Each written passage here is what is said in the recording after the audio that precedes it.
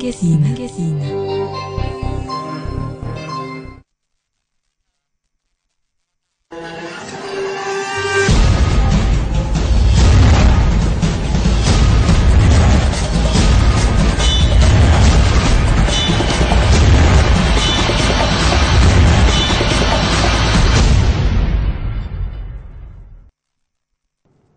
Merci de nous rester fidèles et bienvenue dans Ça fait débat, votre magazine. L'actualité, c'est l'affaire Jean-Pierre Bemba, la CPI. Les procès s'ouvrent bientôt. Les charges ont été confirmées vers la liberté ou l'incarcération. On en parle dans Ça fait débat. Ne nous quittez pas. Et puis ici, en République démocratique du Congo, à l'Assemblée nationale, les rejets de motions de défiance contre Kitebi et ministres, ce sont des ministres qui sont en fonction, ont poussé les élus à s'étirer, même jusqu'à se donner des coups de poing dans l'hémicycle. Alors, pourquoi sont-ils arrivés dans de pareils actes? Incompréhension concernant les dossiers de la cimenterie de Kisangani. On en parle également. D'ailleurs, ça fait vraiment débat avec des invités, pas des moindres sur ce plateau. Janvier Tchovu, vous venez du Katanga. Vous êtes le point focal de l'opposition dans cette province. Bienvenue, Janvier Tchovu. Merci, Mathieu. Monsieur Nguru Mundala Alpha, vous êtes président national du parti centriste ACDR. Merci d'avoir répondu pour la première fois à notre invitation. Merci. Maître Nersine Nyoka, vous êtes un des communicateurs de la majorité présidentielle. Merci d'être toujours avec nous. Bienvenue. Merci, Mathieu. Et à vos côtés, Monsieur Valentin Guerembo, il est président interfédéral du MLC Ville-Province de Kinshasa. Bienvenue. Merci.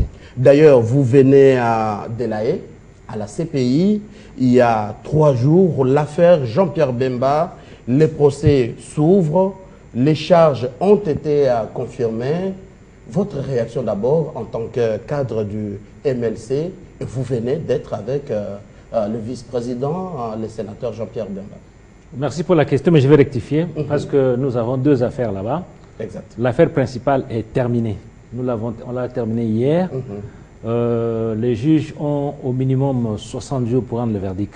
Quelle est cette affaire? C'est l'affaire le procureur contre Jean-Pierre Bemba pour les crimes que ces hommes auraient commis en Centrafrique. Ah, voilà. Maintenant, la deuxième affaire, c'est l'affaire Connex qui concerne la subornation de témoins et la falsification de documents. C'est pour cette affaire que la décision est sortie le 11. Le 11, on a sorti la décision pour dire que les éléments pour lesquels les mandats a été lancé, ces éléments-là sont confirmés. Donc l'affaire est retenue pour aller en chambre de première instance parce qu'on était à la chambre préliminaire. Cette affaire concerne 4 membres du MLC, donc 2 avocats, un témoin et un député Babala. Ils avaient été élargis, ils ont obtenu la liberté provisoire depuis le 20. Et à partir de maintenant, ils vont commencer, à partir du 11, à partir de l'édition du 11, ils vont commencer à aller répondre à homme libre et de revenir jusqu'au moment où le verdict sera rendu. Donc, les motifs qu'on a avancés, pour 2 motifs, falsification de documents et subornation de témoins, les juges ont retenu un seul élément. Donc, ils sont acquittés pour la falsification de documents. Il est établi que les documents dont il était question, on a dit que Jean-Pierre Bemba et Kilolo l'ont falsifié, ce sont des vrais. Parce que Aimé Kilolo, en obtenant les documents manuscrits, il s'était déplacé jusqu'au Cameroun pour voir les graphologues, pour voir si ces documents-là sont vrais. Il est établi que les documents sont des vrais. Donc, les charges qui restent, c'est la subornation de témoins. Et sur ce terrain-là, nous sommes à l'aise. Parce que nous avons été les premiers à soupçonner le procureur pour avoir corrompu 22 témoins. Et ces 22 témoins ont écrit eux-mêmes. En date, j'ai assisté à l'audience du 22, 23 et 24 octobre, où le témoin T169 a affirmé haut et fort qu'il a été corrompu. C'est pourquoi c'était une audience à huis clos. Parce que ça allait salir la CPI, on a fait ça à huis clos. Alors je vous pose cette question. Selon vous, c'est comme si vous êtes vraiment optimiste vers la liberté ou l'incarcération? Non, non. Vous savez, on ne va pas arrêter Jean-Pierre Bemba pour des raisons simples.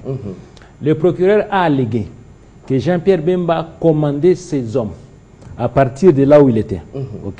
Il avait la même mise sur ces hommes. De 2, il communiquait avec eux par Touraya. De 3, ils estiment que les hommes qui étaient là sont identifiés comme des Congolais de Jean-Pierre Bemba parce qu'ils parlent les Lingala. Nous avons détruit cet argumentaire parce que Bemba n'a fait que 3 mois de formation militaire. Ceux qui étaient sur les terrains sont des colonels et généraux. Les terrains centrafricains, Bemba ne le connaît pas. Donc Bemba ne peut pas donner un ordre à un général pour dire avancer. Ça, c'est à supposer que c'est là. Les chefs du groupe rebelle à l'époque, la MLC. Il faut connaître les terrains. Il faut connaître les terrains. Bemba ne connaît pas Centrafrique. Il est au Congo. Ceux qui sont sur le terrain ont été pris en charge totalement par les éléments centrafricains. Donc, il ne pouvait pas donner un ordre. Et de plus, il était à 2000 km de là. Nous avons appelé un expert général français à retraite, M. Sierra, qui a dit qu'il a commandé l'armée au niveau de l'OTAN pour le faire à distance, 2000, 3000, 4000 km. Il faut avoir des appareils sophistiqués. Nous n'avions pas ces appareils-là. L'appareil de communication Touraya, si c'est avec ça qu'on va communiquer, à supposer qu'il n'y ait pas réseau, donc vous tuez l'armée, parce que il faut attendre qu'on vous appelle pour vous dire avancez, allez à gauche ou à droite, s'il n'y a pas réseau. Donc, vous n'avancez pas. Cela veut dire que Jean-Pierre ne dormait pas 24 heures sur 24 pour donner des ordres. Il ne peut pas le faire. Et de trois, nous avons démontré qu'il n'y a pas de lien.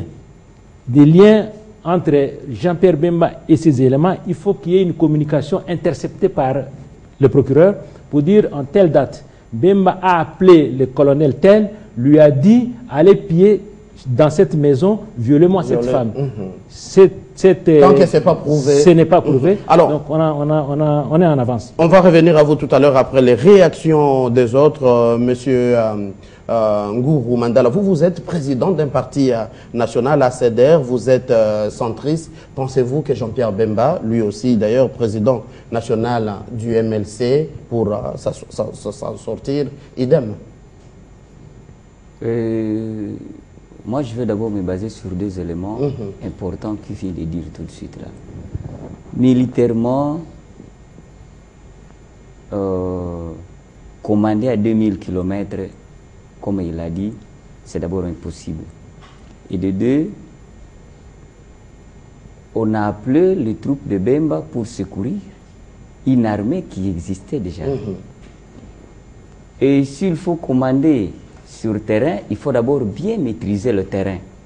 Or, les militaires qui viennent en secours ne maîtrisent pas le terrain. Ce qui devait être nécessairement sous le commandement d'un officier qui doit monter le plan de guerre et ils doivent adhérer à ce plan de guerre-là. Du côté de Centrafrique avec... alors, je ne comprends pas comment Bemba peut être directement le commandant sur le terrain sans qu'il y ait un officier intermédiaire qui devait donner directement les ordres à ces militaires. Il y a une précision à donner. Là, on va vous donner la parole, M. Janvier Tchovu. Il serait également poursuivi par ce qu'on appelle la responsabilité du commandant. C'est vous le chef, alors vos troupes commettent des dégâts, vous devez en assumer la responsabilité. Pensez-vous qu'il va se tirer une dame? Mathieu, nous avons toujours considéré qu'il y a acharnement dans ces dossiers et que Bemba est un prisonnier politique. Qui s'acharne contre lui? Je vais l'éprouver sur ce plateau. Bemba, les troupes de Bemba, c'était des troupes invitées par une armée régulière. Lorsqu'on invite, on donne les éléments qu'on a apportés à l'armée régulière qui en assure le commandement des opérations. Et puis il faut souligner qu'en Centrafrique, il n'y avait pas que les éléments de l'armée de libération du Congo de Jean-Pierre Bemba. Il y avait les Érythréens, il y avait les Tchadiens. Nous ne pouvons pas retenir la langue, les Lingala qui parlaient les militaires en Centrafrique comme la langue officielle seulement de l'armée de libération du Congo. Et donc là, aujourd'hui d'ailleurs, avec l'histoire vient de justifier Jean-Pierre Bemba. Jean-Pierre Bemba, c'est vrai que nous regrettons ce qui s'est passé en Centrafrique. Bemba aujourd'hui, il est à La Haye, mais en Centrafrique, il y a un cycle de violence qui continue à être posé. Et donc, aujourd'hui, fort de tous ces éléments, vous allez comprendre que Bemba n'est pour rien. Commander une armée à distance, c'est impossible. Les experts militaires l'ont démontré et même nous, aujourd'hui, nous savons qu'il est impossible. Pour la petite histoire, en République démocratique du Congo, à un moment, l'armée de Laurent Désiré Kabila a invité les Zimbabwéens. Nous avons vu, surtout nous au Katanga, nous avons vu les Zimbabwéens sur le terrain d'opération. Mais ces Zimbabwéens étaient sous le commandement de notre armée. Et donc, il est impossible, c'est un acharnement. Aujourd'hui, nous pensons que les juges qui ont plus ou moins 60 jours, ils n'ont qu'à dire le droit. Jean-Pierre Bemba est attendu au Congo. Alors, il a un rôle, il a une place, un rôle important à jouer dans une question à vous. Les crimes en Centrafrique 2002 et 2003, il doit y avoir finalement quelqu'un, un responsable de ces crimes. Pensez-vous, ça doit être qui maintenant? Mais écoutez, aujourd'hui, Bemba n'était pas en Centrafrique. Il n'a jamais été là. Vous pensez, vous donnez à Bemba quelle manœuvre? Commander une guerre à distance, il avait quelle capacité pour le faire? On nous a parlé ici des appareils sophistiqués, Bemba n'en détenait pas. Et donc, s'il y a responsabilité à établir, les généraux centrafricains sont là.